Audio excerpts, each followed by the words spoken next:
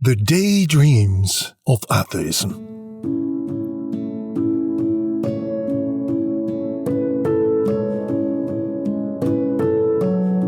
My atheist friends love to cite their heroes, Immanuel Kant, David Hume and Voltaire, as leading thinkers who opened new horizons for humanity, freeing it from the religious prejudices that had held it in bondage for centuries. According to many atheists, humanity's intellectual and moral growth only began with the Enlightenment, that period of intellectual rebellion that Europe experienced in the 18th century. Before the Enlightenment, they claim, all was religious prejudice and darkness. After the Enlightenment, we all went forward singing with a triumphant and sure, or slow but sure step toward the much greater perspective and freedom of atheism. That sounds so beautiful.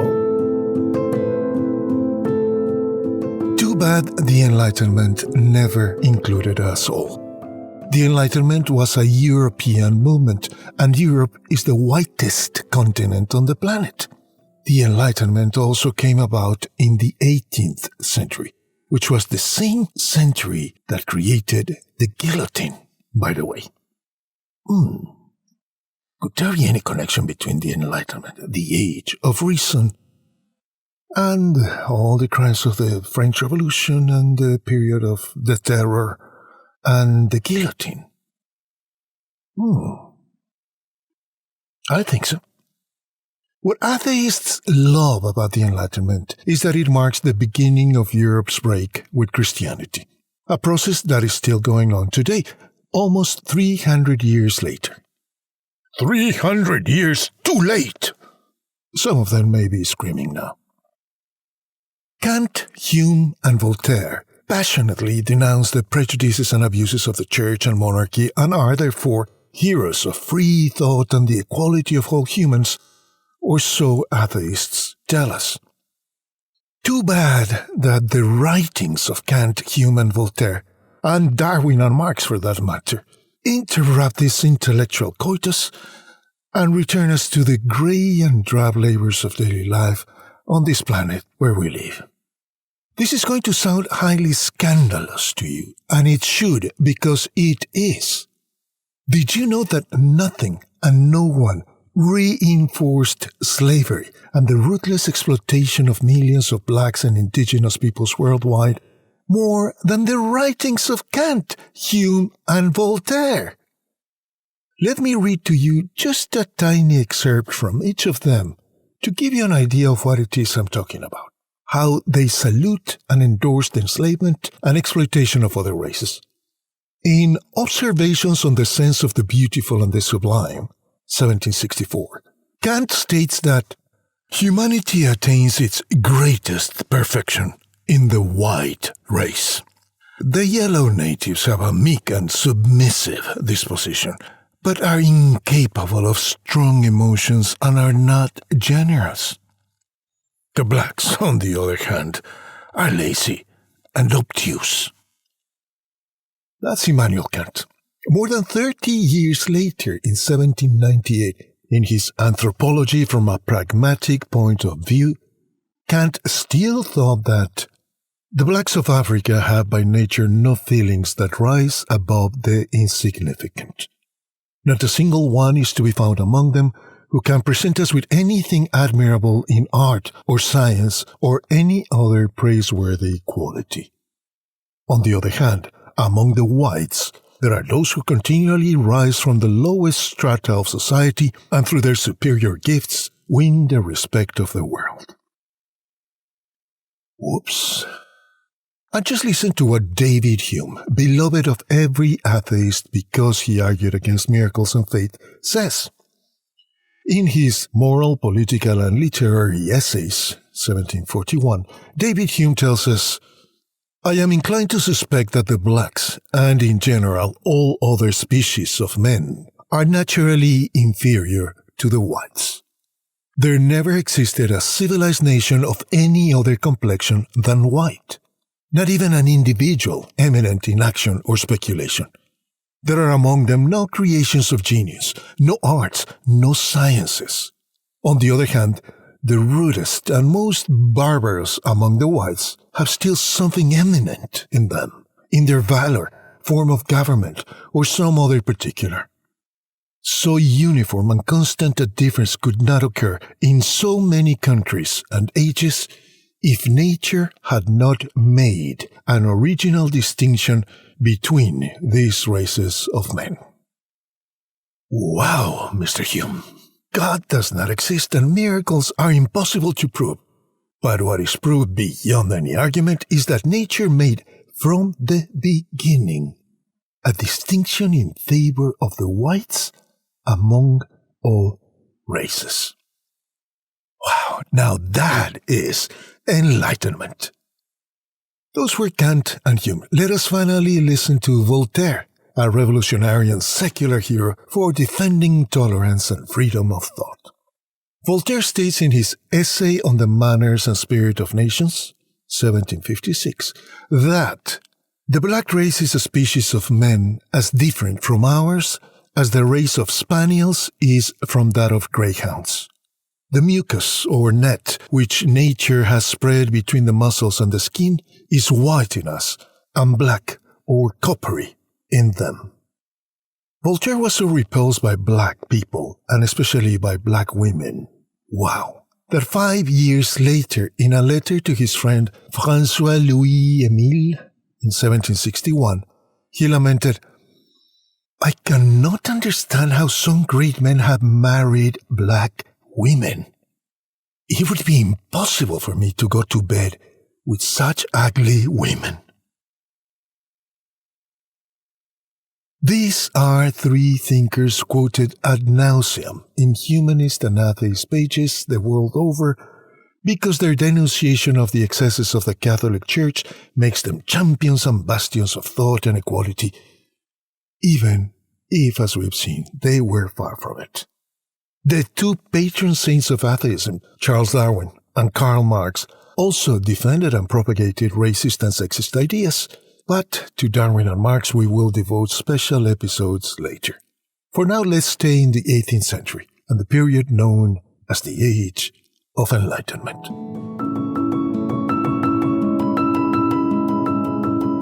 The Enlightenment placed great emphasis on reason and intellectual skepticism, to the extent that the term enlightened is synonymous or was synonymous with someone who bravely abandoned their superstitions and wiles of organized religion. Just what our atheist friends think they are doing every time they rant against Christianity, Judaism, and, I wish I could say Islam, Buddhism, Hinduism, and paganism, but no. These religions atheists don't dare attack because they may offend the prevailing political correctness. Tell me if I'm wrong. Leave me a comment down here.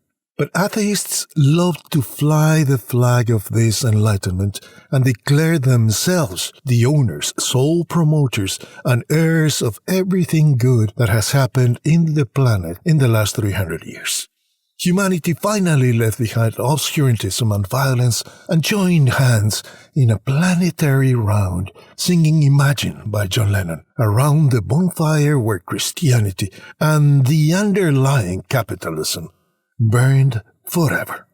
The world embraced in song, with clear eyes and a mind cleansed for the first time of theological and ideological prejudices.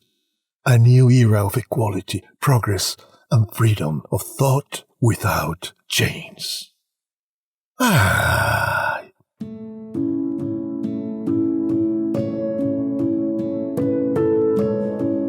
Kant eloquently put it, the Enlightenment is humanity emerging from its self-imposed immaturity. It is a pity then that after the 18th century, the 19th and especially the 20th century came along to destroy any notion of triumph and intellectual and moral progress among us corrupt human beings. Undoubtedly, we have made phenomenal scientific and technological progress, but not moral progress. And this is critical. We are still sorcerers' apprentices, even more dangerous and stupid than we were 300 years ago, Because now we have far more powerful and lethal weapons and pollution processes with which we actively destroy the planet every day. And if the first great moral and intellectual crime of atheism is to maintain that the universe and all its laws and constants came out of nothing without reason, motive, or design, the second crime of atheism is no less serious and no less stupid, to try to persuade us that we will never have to account to anyone for our behavior. Like those angry 15-year-olds who believe that the entire universe exists only to applaud them and that they've won the Nobel Prize for Intelligence and Freedom. It's my truth, okay? I don't give a damn what you think reality is. I don't give a damn what others say, because I'm free to think what I want. Okay. I am saying all this and making so many bad jokes along the way, because a Harvard psychologist who should be more honest and careful, Professor Steven Pinker, recently published a book called Enlightenment Now, The Case for Reason, Science, Humanism, and Progress, in which he assumes that reason, science, humanism, and progress only awoke, were born with the Enlightenment back in 1750, and all previous human history, especially the Christian period, was irrational, anti-scientific, anti-humanist, and anti-progressive. Religion creates wars, but atheism creates peace. Yeah, let's blame religion for the peace created by the Chinese invasion of Tibet, by the Soviet invasion of Hungary, or Vladimir Putin's invasion of Ukraine. Yeah, let's blame it all on religion, because it's all religion's fault. We owe all the good and beautiful things we see in the world today to the Enlightenment, which brought light where all was prejudice and darkness, myths and close-mindedness because of the church and the brainless, sheepish plebs who make it up. Thank you. Kindly explain to us, Professor Pinker, from where and with what roots did the Enlightenment arise if everything up to that time was a dark wasteland so inhospitable to intelligence and reason? Pinker and his friends want to tell us, man, you're asking me where the Enlightenment came from? Come on, if the whole universe sprang out of nothing, then the Enlightenment also sprang out of nothing.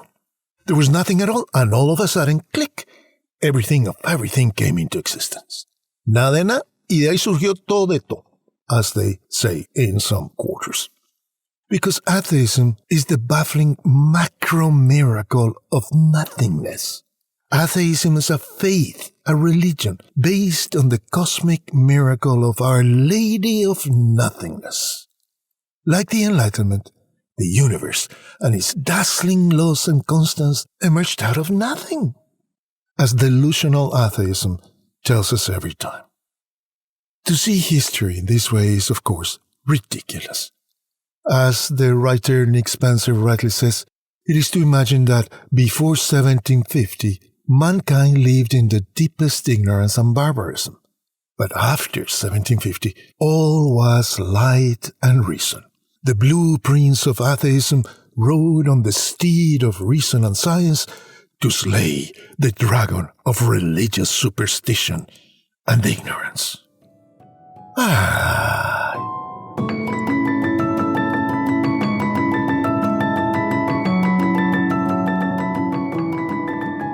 Professor Steven Pinker deceives himself and deliberately and deceitfully lies to us all.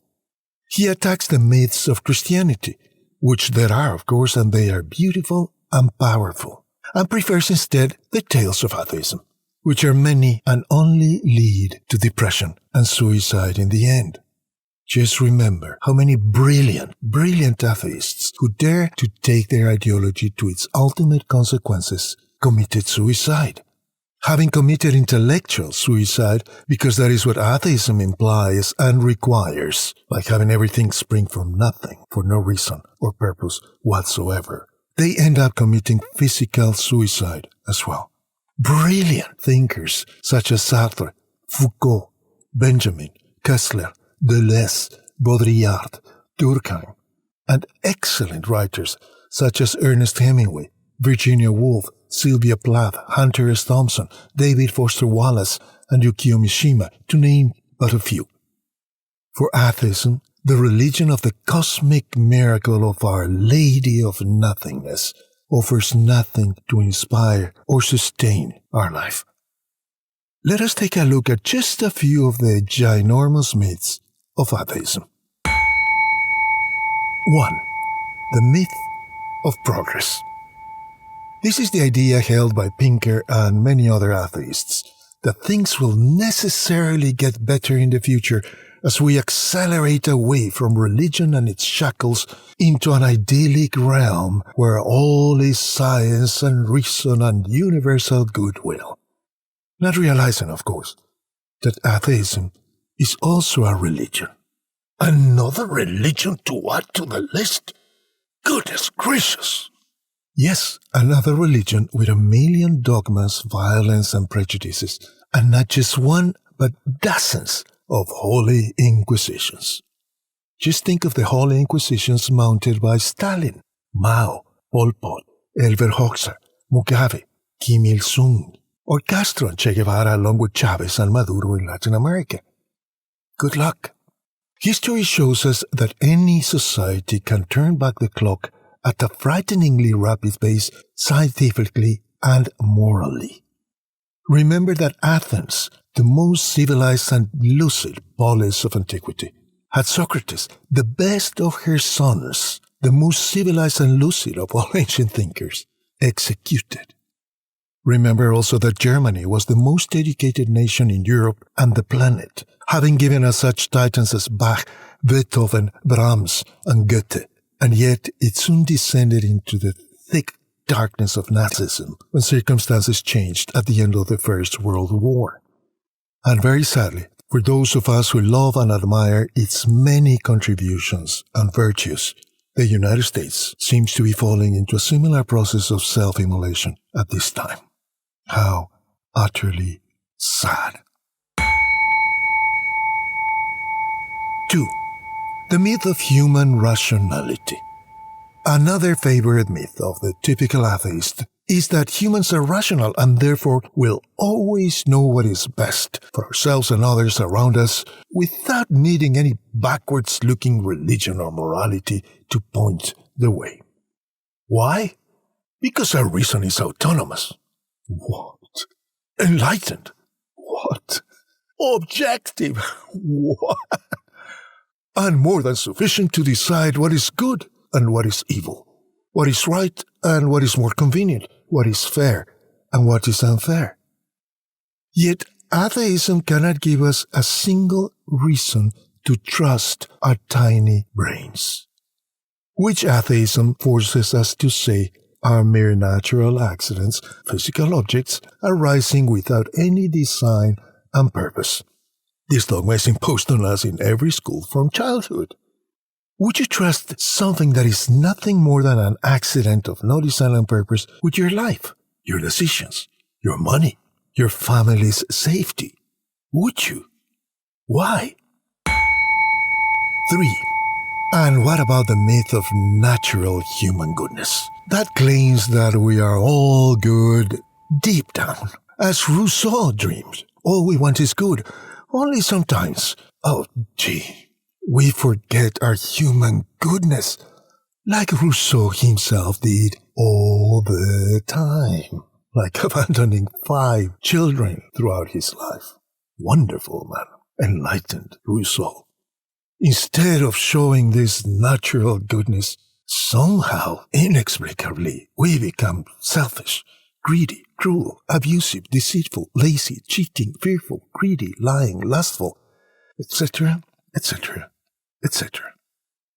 Many atheists sincerely work and fight for human dignity and equality, undoubtedly. Thanks to all of them for their excellent and sincere intentions. But they are building a house of cards, because if there is no God, purpose, and a life after death, we have no perch on which to hang human dignity and goodness. We're trying to hang something on the void, maybe on Our Lady of Nothingness. These atheists fail to understand the more profound consequences of their position. If we are indeed cosmic accidents with no purpose, no design, no plan, where do we come up with the idea that there are any rights, any dignity? Whose rights? And why? Dignity. What dignity could an accident have? Justice. What justice can an accident seek? What goodness can an accident have? And then, can accidents live in universal harmony? That's ridiculous. That would be like assigning intelligence and intentionality, will, to a stone you stumbled over on your way. You stupid stone! Why did you have to trip me up? What were you thinking? Huh? Or like assigning bad faith, bad blood, to that annoying breeze that blew lightly at 3:57:38 and 45 cents as you were on your way to a party, ruining the hairstyle you had painstakingly created to impress all your friends that afternoon. The stone you tripped over and the breeze that ruffled your hair did not do it intentionally or deliberately, because they have no conscience, no sense of right and wrong. They were never out to get you. But atheism can never explain consciousness, because it's the intangible glory of the human brain. And admitting that the brain is anything more than physical, that there could be intangible qualities to it, it's almost like opening the door to notions like the soul. Ugh, no, God forbid. Darwin forbid. So atheism reduces you and me to the same existential plane as that stone or that breeze. We are incidents, accidents, without purpose or meaning, that people bump into along the way, when they, too, like us, are simply drifting around without purpose or meaning along the way. Undoubtedly, the Enlightenment was a step forward in many ways.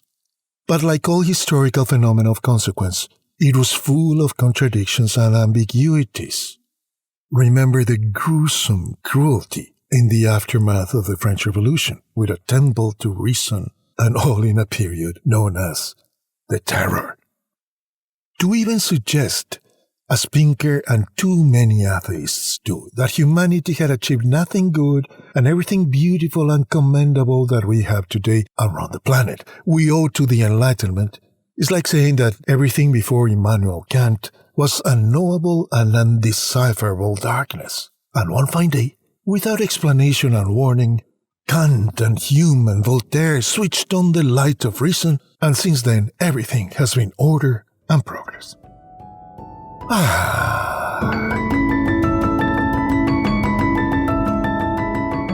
All the supposed goodness of the Enlightenment, apart from the fact that, as we have already said, its most illustrious and praised thinkers promoted slavery and prejudice against non-European races more than anyone else.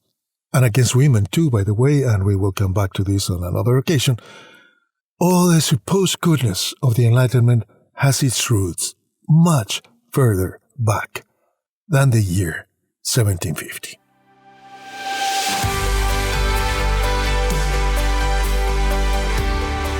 Here's another scandalous statement. The scientific revolution that has benefited the whole planet was orchestrated and sustained by great Christian scientists and thinkers. Yes, great Christian scientists and thinkers. Against all the prejudices your little biology and chemistry teachers have instilled in you, it turns out that the very scientific method, the scientific method itself, was created by Francis Bacon, who also wrote hundreds of beautiful texts and pages of Christian prayer and devotion, some of them actually taking a long look at atheism and its problems. Didn't your little atheist teachers ever tell you that Isaac Newton, the father of modern physics, of the laws of gravity and motion, wrote more and more passionately about theology than about science? And the same could be considered in the case of Kepler, Copernicus, and Boyle, for whom their faith was a critical part of the scientific inquiry. We have heard a lot about Copernicus and his heliocentrist theory, later defended by Galileo, who was silenced and judged by the corrupt and abusive Catholic Church. But did anyone ever have the integrity to remind you that Copernicus was a Catholic cleric? A priest? That Copernicus did all his scientific research as a Catholic cleric? A priest? And that he never renounced his Christian faith, because there is no conflict between faith and scientific practice. Nor, by the way, did Galileo renounce his faith, because there was no conflict between his faith and his scientific practice. There was conflict between him and his scientific community, who happened, because they were all scientists, to be priests. But it was those priests that were his teachers at university. It was a change of paradigm. The scientific community wanted to hold on to the Aristotelian paradigm. And obviously, Galileo and Copernicus were working against it. But that's a lovely discussion for another day. We'll come back to that.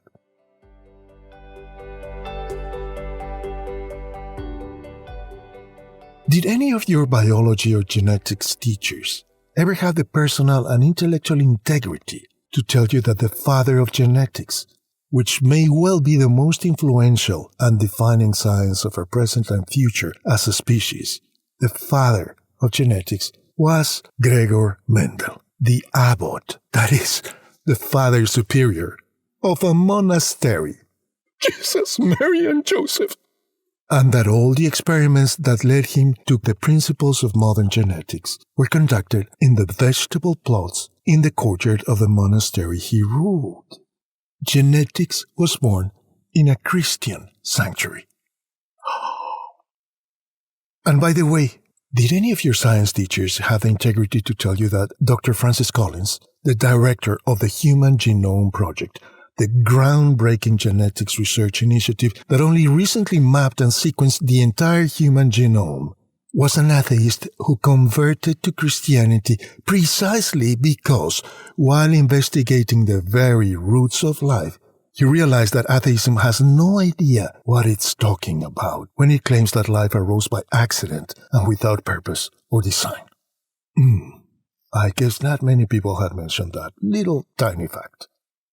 Have any of your little science professors, like the loudmouth Richard Dawkins, for example, ever stopped to ponder why it is that all the great and best universities in the world, from which all modern science and technology has emerged until today, are former Christian monasteries? Man, what a strange coincidence. And because they are former Christian monasteries, these universities all have a quadrangle for a courtyard, because that is how Christian monks pray, by walking around a quadrangle. They also have a chapel, because that is where Christian monks pray and worship. And the ancient classrooms are monks' cells, and the dining rooms are monks' refectories. The professors themselves in all these universities were monks and celibate until only 100 years ago. Read Tolkien's biography for more details. Did anyone ever have the moral integrity and courtesy to inform you that Georges Lemaitre, the father of the Big Bang Theory, the most solid and accepted scientific explanation for the origin of the universe and life in all scientific circles, was a Jesuit priest? Oops! There are beautiful pictures of him with his great friend and admirer, Albert Einstein. Look them up on the internet. Georges Lemaitre. No atheist has ever had the integrity to tell you all this, because, of course, by admitting even half of these historical evidences, atheism comes crashing down like the flimsy little house of cards it has always been.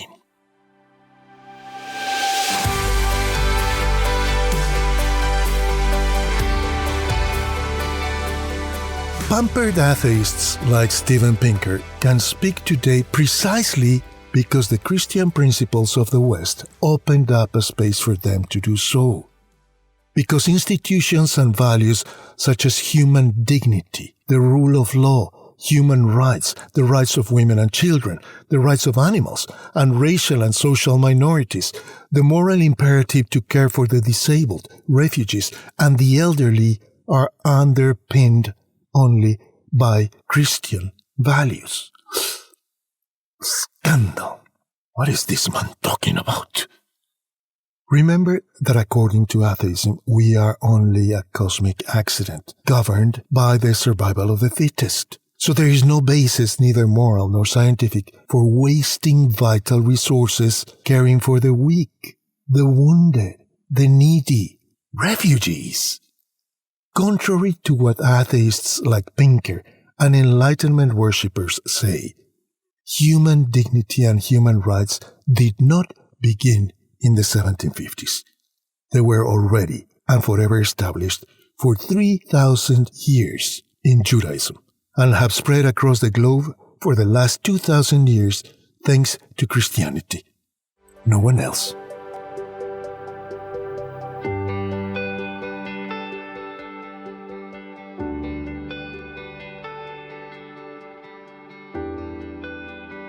Are there myths in Christianity? Of course, there are, and with excellent reason. Because a myth is not a lie, but a truth deeper than fact. It is a creative story, giving light and meaning to this adventure that is living in the world. A myth is a lesson on how the universe works, how life works, and we had better listen to it to learn how to survive the conflicts and adversities that life will undoubtedly throw at us all. When it comes to purpose and meaning, atheism is a black hole. You will never find true meaning and purpose in atheism because atheism demands no meaning and purpose in any human being. Your actions, your best dreams and values are frankly irrelevant. Who cares what you accomplish, what you suffer, what you aspire to? You're an accident. Why should anybody care about an accident? Among the precious and most profound Christian myths is, for example, the fall of Adam and Eve in the Garden of Eden. The first humans being tricked by Satan, our mortal enemy, into defying God, eating a forbidden fruit, and being condemned to die for it. Two innocent beings deceived by a serpent, condemned to live by the pain of their labor and the sweat of their brow, in a world that could have been infinitely better and without conflict, but which became a dark and broody maze. Does that sound like real life? But these two innocent beings received the promise that there will be a way to escape the maze and restore the original glory of the entire universe. So what was a defeat will be transformed into the greatest cosmic victory.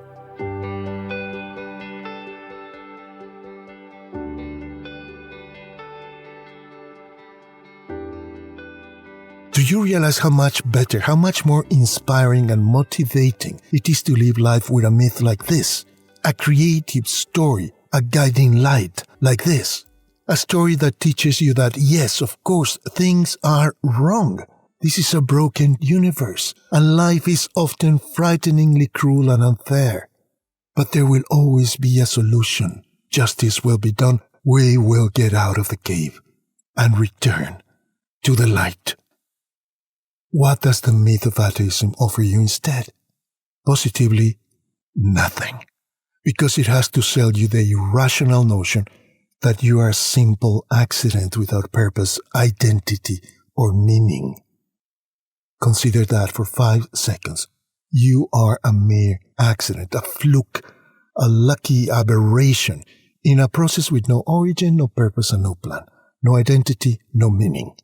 The burp, the belch of faceless, ruthless, cosmic forces. Really? What helps you and values you more as a thinking being endowed with meaning, emotions, dreams, and aspirations? To live in a universe in which you have a divine purpose and destiny? Or a universe without reason or explanation in which you are just an accident, no matter how many your merits and highest achievements? You're a burp, vomit, flatulence without identity or name. And if you feel offended by me saying this, why should you feel offended? This is what atheism believes. Man up and keep walking towards the void. Can you imagine the consequences, what this means regarding your identity, the value and dignity of your body, your experiences, your wounds, your deepest longings? Do you realize how much better a life Christianity offers you? No wonder it continues to attract multi-millions of people from all races and nations of the planet every day. Because we humans are like sunflowers, flowers that seek and will always seek light to thrive and go on living. And so, we inevitably gravitate towards Christ, towards the light.